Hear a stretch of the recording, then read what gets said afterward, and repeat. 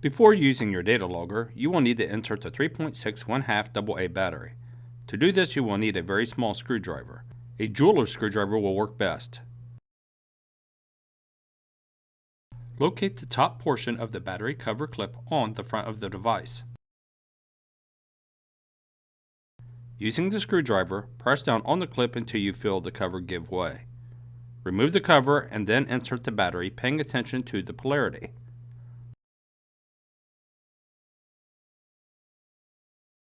Once the battery is inserted, each LED light will flash. You can then slide the cover back on and begin setting up your device.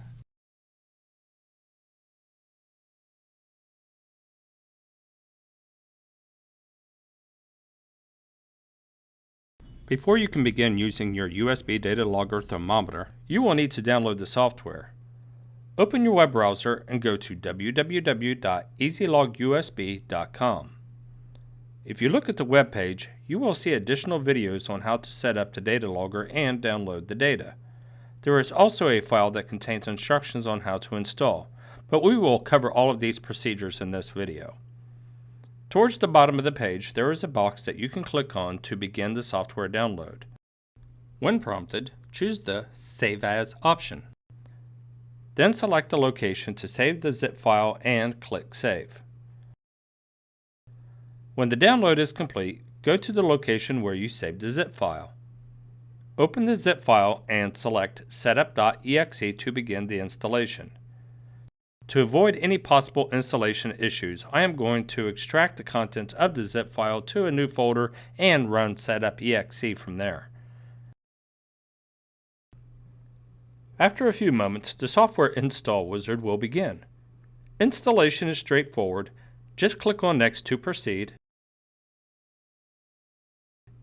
Accept the license agreement, click Install, then Finish. After another brief moment, the device driver installation will begin. Click on Install. When prompted, click on OK after the driver installation is complete.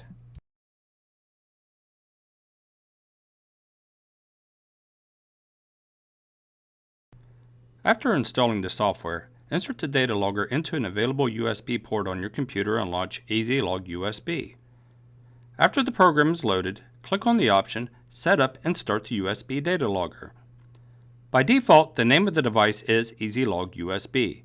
You can change the name of the device to anything you like, using 15 characters or less. I'll name my device Pharmacy Fridge. Next, choose a unit of measure you wish the data to be recorded in, Fahrenheit or Celsius. I will choose Fahrenheit. Lastly, using the drop-down arrow, choose how often you wish to have the device record the temperature.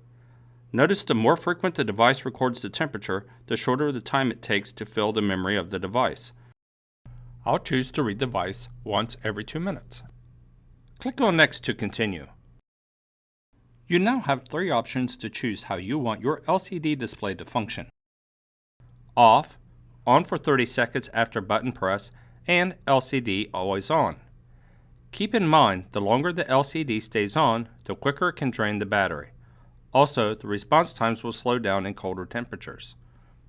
I will choose the option to turn on the LCD after performing a button press. Next, select the option how the logger should react when the memory is full. 1. You can immediately have the logger stop.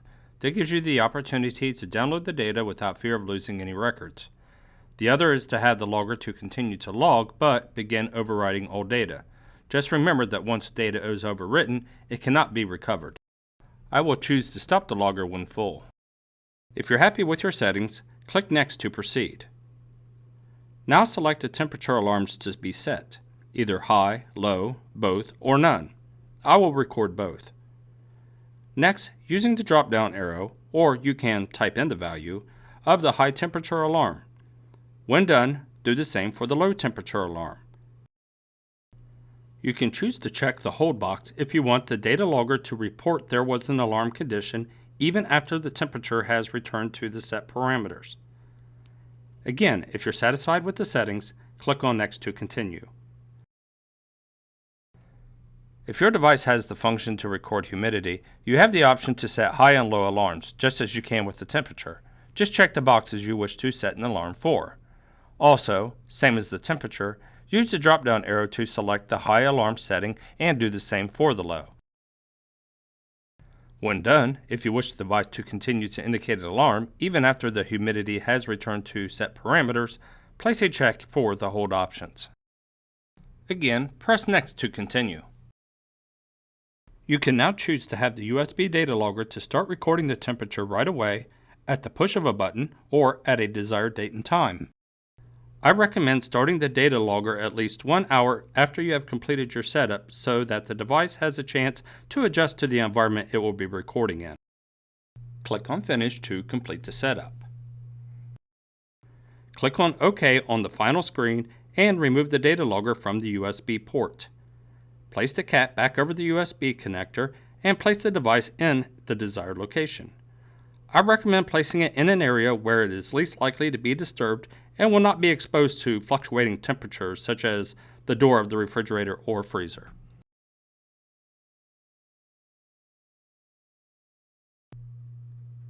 The USB logger has two LED lights on the side of the unit that flash to indicate various messages. A green triple flash indicates the data logger is full, but there are no alarms on the channels. Notice the label next to the LED. Connect the logger to a PC and download the records. A red triple flash indicates that the data logger is full and there is an alarm on one of the channels. Notice which channel has the red LED. A green double flash indicates the data logger is programmed for a delayed start. The LEDs will alternate flashing. A green single flash indicates that the data logger is actively logging and no alarms have been detected. Again, the LEDs will alternate flashing. A red single flash indicates that the data logger has detected that the environment exceeded the set allow alarm configuration but is still logging. Notice the channel the LED is flashing red on. If you set up the device to hold the alarm, the LED will continue to flash even after the environment has returned to within set parameters. Make arrangements to download the data and restart the device. A red double flash indicates that the data logger has detected that the environment exceeded the set high alarm configuration but is still logging. Notice the channel the LED is flashing red on. If you set up the device to hold the alarm, the LED will continue to flash even after the environment has returned to within the set parameters. Make arrangements to download the data and restart the device. No LEDs flashing indicates that the data logger has either stopped or the battery is exhausted. If you confirm the battery has power, plug the device into the USB port on your PC and run Setup and Start the USB data logger. A red dual flash indicates that the device is still logging but the battery is running low. Make arrangements to download the data and replace the battery before it is depleted. As you see before you are the LED flashing modes for the EL USB 2 thermometers. If you click anywhere on the screen, you will be directed to the Healthcare Logistics product page where you can download a copy of the instructions for future reference.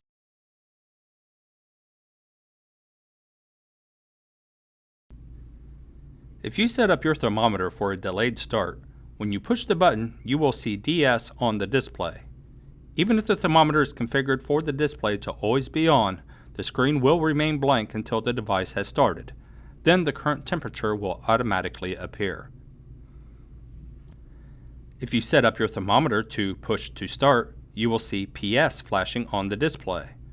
Once you push the button, you will see log on the display to indicate that the thermometer has started recording. If you also set up the thermometer for the LCD to stay on, the current temperature will display after a few seconds. If you set up your thermometer for the LCD to stay off, if the button is pushed, only the letters LOG will appear. It will not be possible for any user to view any data from the display when the LCD is off. If security is essential, keeping the LCD off will be your proper setup. Reviewing the data on display is quite easy. When you push the button for the first time, if the LCD is not on, you will see the current temperature of the environment. Push the button a second time, you will see the relative humidity. A third time, you will see the highest recorded temperature since the device was last started. A fourth time, the lowest recorded temperature. A fifth time, the highest recorded relative humidity, again since the last start. A sixth time, the lowest recorded relative humidity. And finally, a seventh push will return you to the current temperature.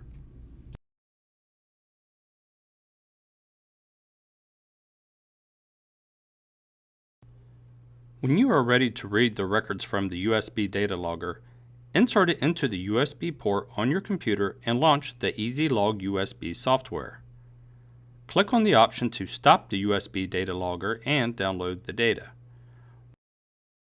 When prompted, click on Yes to confirm you are sure you wish to do this. A message will soon appear that the logger is in the stop condition. You will also see the assigned name of your data logger and the number of records that will be downloaded. Click on OK and the Windows Explorer window will appear. Browse to the location you wish to save the records. Give it a descriptive name, then click on Save. Back at the EasyLog USB program, click on OK. After a few moments, the EasyLog Graph program will launch. It may open behind the EasyLog USB program. If so, just click on the EasyLog Graph window to bring it forward. You will now see a graph interpreting the data that was collected. If you scroll across the graph, you will see the date, time, temperature, and also the humidity when the record was taken. At the bottom, you will see the date and time range of the records. You can also remove certain lines from the graph by unchecking the box next to the corresponding name of the line. Of course, checking the box returns the line to the graph. Along the top, there is a toolbar that has multiple features. If you move your mouse over the icons, a description of the function appears at the bottom of the icon. If you modify the graph in any way, such as what lines you wish to view, you can save the graph with the changes you made. Click on the magnifying glasses to zoom in or out of the graph. The clock will allow you to zero in on a specific time period. The printer will allow you to print the report. Export will allow you to export the report to various formats such as CSV, JPEG, PDF, data or graph, or Microsoft Excel, data and graph. Mark samples will highlight the graph every time a record was taken. Statistics will show quick information such as the highest or lowest temperature reading, the average temperature, and the standard. If you click on Data View, you can review the details of each record taken. Any record that is higher than the set limits will be highlighted in red, and blue if lower than the set limits. If you're only interested in viewing the alarm records, you can simply click on the Show Alarms Only icon in the upper right corner. Notice the icon name will change to Show All Readings to return to the default view. It is important to remember that the device was stopped prior to downloading the data. Before you can use the data logger again, you will need to rerun the Setup and Start Data Logger option. You should not need to change any values except to delay the start time. Saved data can be read anytime using the EasyLog Graph. You can launch the program by clicking on View Previously Saved Data from the EasyLog USB menu or from the Windows menu. Simply launch the program and browse to the location of where you are saving your data logger files. By default, if you modified a previous file, such as altering the view or applying a filter and then save the changes, the program will add the word modified to the file name. Find your file and then open it. Once opened, the operation is just the same as what was just demonstrated to you.